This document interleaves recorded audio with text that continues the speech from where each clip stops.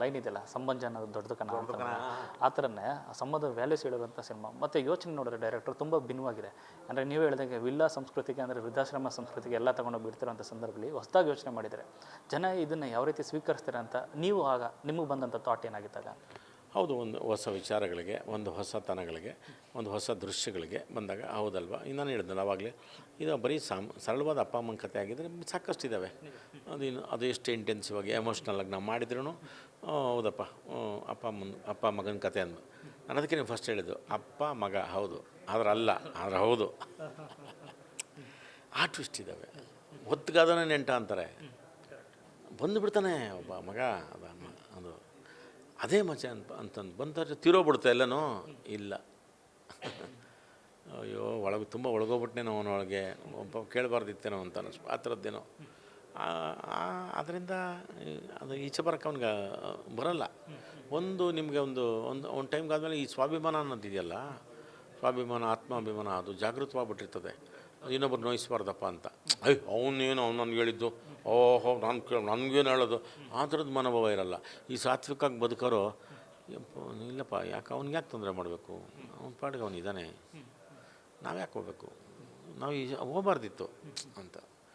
ಅವನು ಐವತ್ತೇರಿಕೆ ನೀನಲ್ಲದೆ ಇನ್ಯಾರು ಮಾಡ್ತಾರೆ, ಕ್ಯಾಪ್ಟನ್ ಅಂತ ಅವನು ಹಂಗಿರ್ತಾನೆ. ಅವನಿಗೆ ಇದೇನ ಇದು ಅಂತ ಅನ್ಸ್ಬಿಡ್ತಾನೆ. ಅದಕ್ಕೆ ನಾನಿರಲು ತಂದೆ ಅಲ್ಲ, ನನ್ನನ್ನು ಮಗು ಮಾಡಿಬಿಡ್ತಾನೆ.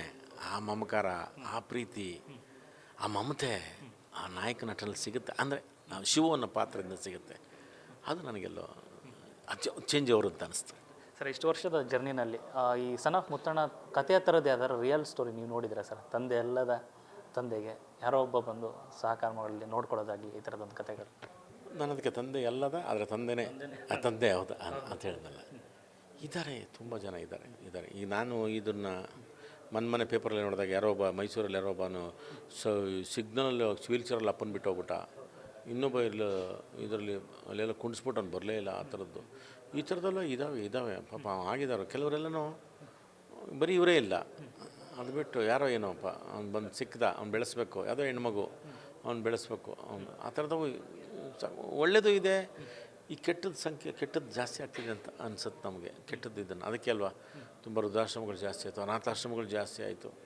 ಅವ್ರು 120 ಮೊದಲಿಗೆ ಒಂದು ಕುಟುಂಬ ಅಂತಂದರೆ ಎಲ್ಲರೂ ಇದ್ದು ಬದುಕೋದು ಒಂದಿತ್ತು, ಅದು ಬಿಟ್ಬಿಟ್ಟಿದ್ದಾರೆ. ಅದೇನೋ ಅದು ನಿಮಗೆ ಈ ಕೆಲಸ ಮಾಡಿಸ್ಕೊಂಡ್ಬಿಟ್ಟು ಒಬ್ಬ ಮನುಷ್ಯನ ಹತ್ರ ಅದಕ್ಕೊಂದು ಪಾಲಿಸಿ ಇಲ್ಲ. ಅದಕ್ಕೆ ಹೇಳಿದ ಈಗ ನಮಗೆ ಚೆನ್ನಾಗಿ ಗೊತ್ತು, ಗೌರ್ಮೆಂಟ್ ಹಗಲು ಕೆಲಸ ಮಾಡಿಸ್ಕೊಳ್ತಾರೆ, ರಾತ್ರಿ 6 ಗಂಟೆ ಮೇಲೆ ಬಿಡ್ತಾರೆ. ಪ್ರಾಣಿ ಪಕ್ಷಿಗಳು ಈ ಪ್ರಕೃತಿ ಹೆಂಗೆ ಬದುಕುತ್ತಲ್ಲ ಹಂಗೆ ಮನುಷ್ಯ ಬದುಕಬೇಕು.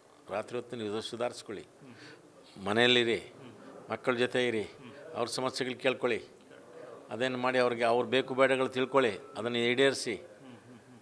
ಅದಕ್ಕೆ ಹಗಲು ಬೇರೆ ರಾತ್ರಿ ಬೇರೆ ಅಂತ. ಈ ಬೇರೆ ಥರದ ಕಂಪನಿಗಳು ಬಂದ್ಬಿಟ್ಟು ಅಲ್ಲಿ ಹಗಲು ಇಲ್ಲಿ ರಾತ್ರಿ ಕೆಲಸ ಮಾಡಿ ಅಂತ. ಅವ್ನ ಪ್ರಾಯ ಎಲ್ಲ ಹಿಂಗೆ ಕುಡಿದು ಈ ಕಬ್ಬಿನ ಗಾಣಕ್ಕೆ ಸಿಪ್ಪೆ ಕೊಡಲ್ವ, ಹಂಗೆ ಸಿಪ್ಪೆ ಕೊಟ್ಬಿಟ್ಟು ಎತ್ತಿಕ್ಬಿಟ್ಟು ತಿರ್ಗಾ ನೆನೆಸ್ಬಿಟ್ಟು ತಿರ್ಗಾ ಕೊಡ್ತಾರೆ ಸಿಪ್ಪೆನ, ಇನ್ನೂ ರಸ ಬರ್ತದೆ ಅಂತ. ಹಿಂಡ್ಬಿಟ್ರೆ ಅವ್ನ ಪ್ರಾಯ ಹಂಗೆ ತಗೊಂಬಿಟ್ರೆ ಅವನು ಅದು ಕುಟುಂಬಕ್ಕೂ ಅವನ ಪ್ರಾಯ ಹೋಗುತ್ತೆ.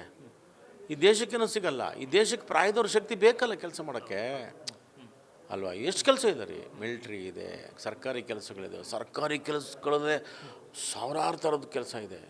ಅದು ಕಂದಾಯ ಆಗ್ಬೋದು, PWD ಆಗ್ಬೋದು, ವಾಟರ್ ಡಿಪಾರ್ಟ್ಮೆಂಟ್, ಸ್ಲಮ್ ಇರ್ಬೋದು. ಎಷ್ಟು ಜನಕ್ಕೆ ಅದಕ್ಕೆಲ್ಲ ಯಾರು ಬರೀ ಮುದುಕರು ಮಾಡೋಕ್ಕಾಗತ್ತಾ? ಇವ್ರು ಬೇಕಲ್ಲ, ಇವು ಜನತೆ, ನನ್ನ ದೇಶ, ನನ್ನ ಜನ, ನನ್ನವ್ರಿಗೆ ಮಾಡಬೇಕು ಅನ್ನೋದು. ಈ ಕುಟುಂಬನೇ ಇಲ್ಲಿ ಮಿಸ್ ಆಗ್ಬಿಟ್ರೆ ಹಿಂಗೆ ಅವನು ರಾತ್ರಿ ಎಲ್ಲ ಕೆಲಸ ಮಾಡ್ಬಿಟ್ಟು ಹಗಲತ್ತು ಮಲ್ಕೊಂಡು ವೀಕೆಂಡ್ ಬಂದ ತಕ್ಷಣ this is weekend, your old day is working, go for weekend enjoy ಅಂದರೆ ಅವನು ಎಂಜಾಯ್ ಮಾಡೋಕ್ಕೆ ಹೋಗ್ತಾನೆ. ನಾನು ಇದೆಲ್ಲ ತಪ್ಪು ಸರಿ ಅಂತ ಹೇಳಿದೆ. ಒಂದು ಪಾಲಿಸಿ ಆಗ್ತಿಲ್ಲ. ನನ್ನ ದೇಶಕ್ಕೆ ಏನೋ ಒಂದಿರುತ್ತೆ.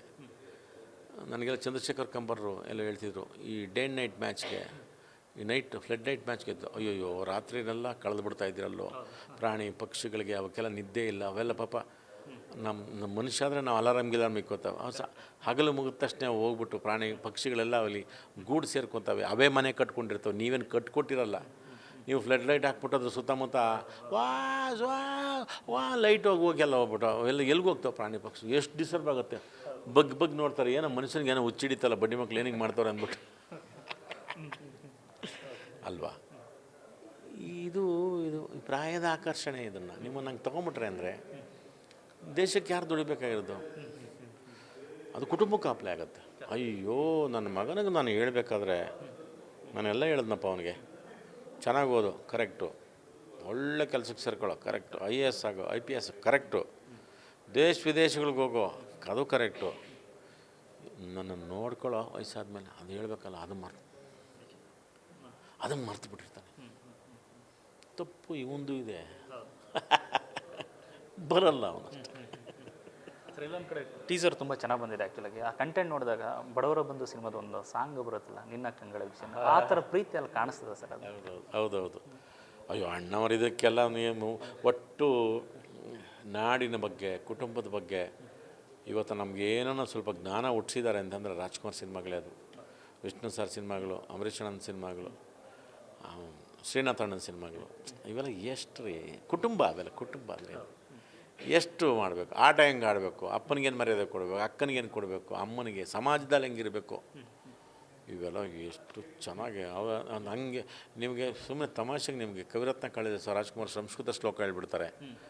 ಸಿಟಿ ಮಾರ್ಕೆಟ್ಗೆ ಹೋಗಿ ಆಂಜನೇಯ ಸ್ವಾಮಿ ದೇವಸ್ಥಾನದ ಮುಂದೆ ಫುಟ್ಪಾತಲ್ಲಿ ಇಟ್ಕೊಂಡು ಈಗ ಆಡಿನ ಪುಸ್ತಕ ಇಟ್ಕೊಳ್ಳೋರು, ಹುಡುಕಿ ಕವಿರತ್ನ ಕಾಳಿದಾಸ ಬುಕ್ ತಗೊಂಡು ಸಂಸ್ಕೃತ ಕಲ್ತ್ಕೊಂಡ್ಬಿಟ್ಟಿದ್ದು. ಅದು ಮಾಣಕ್ಯ ವೀಣಾ ಮುಪಲಾಲಯಂತಿ ಮದಾಲಸ ಮಂಜುಳ ವಾಗ್ವಿಲಾಸ ಅಂತ ಕೇಳ್ಕೊಳ್ಳೋದು, ಕೇಳ್ಕೊಳ್ಳೋದು, ಸಂಸ್ಕೃತ ಕಲ್ತ್ಕೊಂಡ್ಬಿಟ್ಟು. ಅಂದರೆ ಅದು ಅವ್ರ ಶಕ್ತಿ ಅದು. ಹಾಗೆ ನಮ್ಮ ಸಿನಿಮಾಗೆ ಅದು ಆ ಥರದ್ದೊಂದು ಶಕ್ತಿ ಇದೆ. ಅದ್ರ ಮೂಲಕ ಅದನ್ನು ಮಾಡಿದಾಗೆಲ್ಲೂ ನಮಗೆ ಮತ್ತೆ ಜನ್ರೇಷನ್ ಮುಟ್ಟುತ್ತೆ, ಮತ್ತೆ ಬರ್ತಾರೆ, ಮತ್ತೆ ನೋಡ್ತಿರ್ತಾರೆ, ಮತ್ತೆ ಹಿಂಗೆ ಆಗ್ತಾರೆ. ಈಗ ಹೊಸ ಥರದ್ದು ಮೋಸ್ಟ್ಲಿ ರಾಜ್ಕುಮಾರ್ ಕಾಲದಲ್ಲಿ ಯಾರು ಸಿಗ್ನಲ್ಗೆ ಅಪ್ಪ ಅಮ್ಮನ ಬಿಟ್ಟು ಹೋಗ್ತಿರ್ಲಿಲ್ಲ. ಇವಾಗ ಅದು ಅವಾಗ ಬೇರೆ ಥರ ಏನೋ ಆಗೋವೇನೋ, ಅದ್ರದ್ದು ಪ್ರಜ್ಞೆನ ಜನಗಳಿಗೆ ಹುಟ್ಟಿಸಿದ್ರು.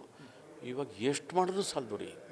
ಎಷ್ಟು ಹೇಳ್ಬೇಕು ಹಿರಿಯರು, ಅವ್ರನ್ನ ಉಳಿಸ್ಕೊಳ್ಳಿ, ಅವ್ರಿಗೆ ಪ್ರೀತಿ ತೋರಿಸಿ.